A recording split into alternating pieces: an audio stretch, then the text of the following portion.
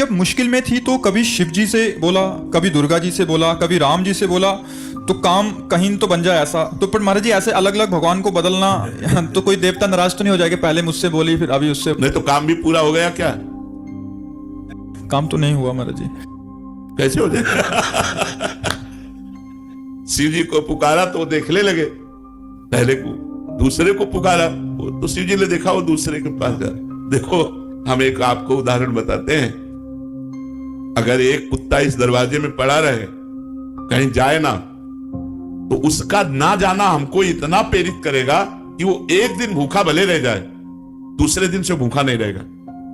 रोज दरवाजे पर निकलने पर जब हमको पता चलेगा कि ये कहीं किसी के दरवाजे नहीं जाता, केवल मेरे ही दरवाजे पे पड़ा रहता है, तो उसका पड़ा रहना हमारे ऊपर भारी हो जाएगा और हमारा कर्तव्य बन जाएगा कि यार इसको रोटी दे दो। जब कहीं जाता है और अगर ये पता है 4 दरवाजे पे जाता है तो भूखा रह जाएगा, क्योंकि वो समझेगा उनके दरवाजे में मिल गया होगा, वो समझेगा उनके दरवाजे में मिल गया होगा। तो इसीलिए हमको भगवान की अनन्य भक्ति करना चाहिए। किसी एक भगवान को पकड़ लो तभी अनन्यता आएगी। एक हम आपको उदाहरण बताते हैं महाभारत का। उपमन्यु नाम के एक ऋषि थे, उनके पिता पहले ऋषि मुनि सब जंगल में वास करते थे, गृहस्थ होते हुए भी, तो वो कभी किसी से दान नहीं लेते थे।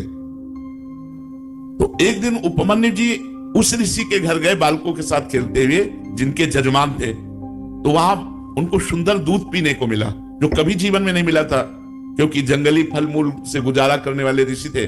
उपमन्यु जी ने अपनी मां को आके कहा, मुझे दूध दीजिए जैसा मैंने उनके घर में पिया। तो उनका, तुम्हारे पिता किसी जजमान का दान नहीं लेते, इसलिए हमारे पास न गाय है, न सुविधा है, न दूध दे सकते हम आपको।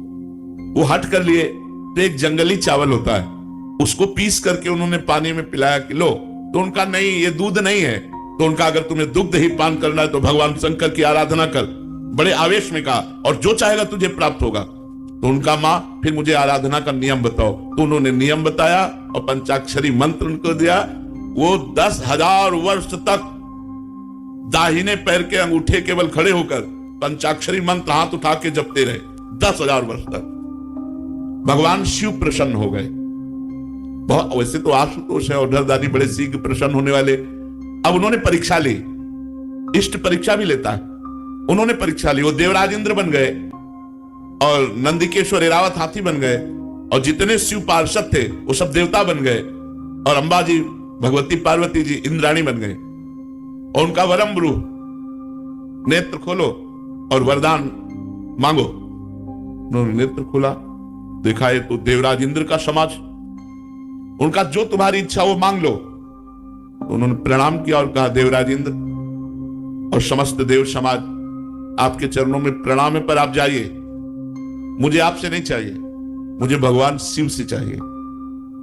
चूंकि भगवान शिव ही थे तो उपहास करने लगे। तो उनका, सावधान, मैंने ना आपको बुलाया है, ना मैंने आपसे मांगा है, आप स्वयं आए हो तो हम आपको नमस्कार करके वापस भेज रहे हैं। पर यदि आप हमारे इष्ट की निंदा करेंगे तो आप ऐसा ना समझिए, हमारे इष्ट के मंत्र में इतनी ताकत है कि मैं एरावत सहित तुम्हें अभी भस्म कर दूंगा। अब चूंकि भगवान शिव थे तो डरने वाले तो थे नहीं, फिर उपहास करने लगे शिव का।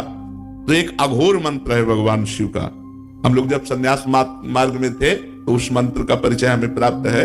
अगर ये सिद्ध हो जाए तो जो चाहे वो कर सकता है। तो उन्होंने तुरंत हाथ में जल लिया, जो ही अघोर मंत्र का संधान किया तो नंदिकेश्वर प्रकट हो गए, उस जल को रोक लिया और कहा, इष्ट मंत्र से इष्ट पर प्रहार करते हो?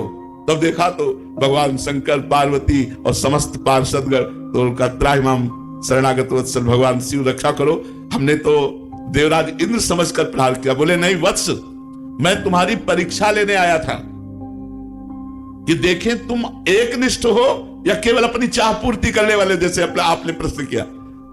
अब बोलो क्या चाहते हो? तो उनका, जो हमारी कामना थी उसकी पूर्ति होनी चाहिए। तो उनका, क्षीर समुद्र से, जिसमें भगवान शयन करते हैं, उस क्षीर समुद्र से रोज तुम्हें दुग्ध आएगा, और अजरश्चैव अमरश्चैव, और जब तुम हमें याद करोगे मैं प्रकट हो जाऊंगा। तो अनन्य निष्ठा से ही वस्तु की प्राप्ति होती है।